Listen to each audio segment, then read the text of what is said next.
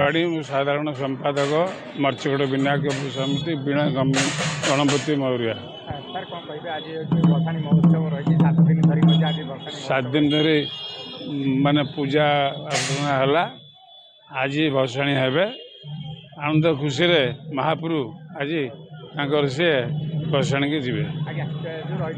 7 दिन धरी रही कार्यक्रम रही कौन कौन कार्यक्रम रही आज जेहेतु शेष दिन कार्यक्रम तो ठाकुर सब गीत प्रार्थना ये सब होता है ये ठाकुर बहुत किंवदंती अच्छी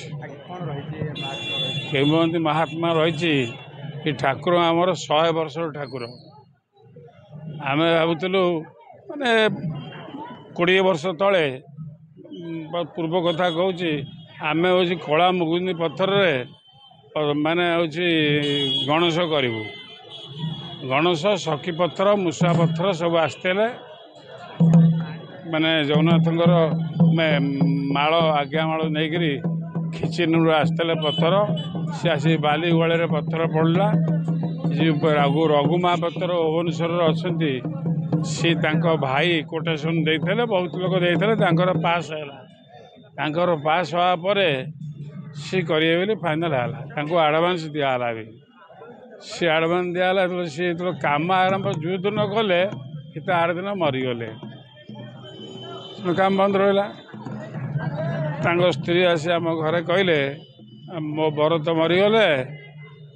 बर को 35 वर्ष होता मो स्त्री को 28 वर्ष मुझे काम संपूर्ण करदेवी आम कहलु माँ तुम कर ना मुझे करदेवी शिल्पी घर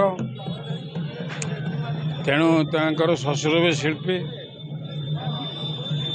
आमर मन एपट सेपट होता आम कल हसीगला मुझे आज्ञा से सी आरंभ कले सी आरंभ कर 2 दिन पर सी भी चलीगले तेणु से दिन टू से पत्थर ये पड़ मैंने ठाकुर बराद मु प्रति वर्ष गणेश हेबी विसर्जन हेबी आमर जो 100 वर्ष गणेश सी भर सिंहासन सिंहासन बस तेणु से कहा था मु गणेश मूर्ति करके तमें ये बसन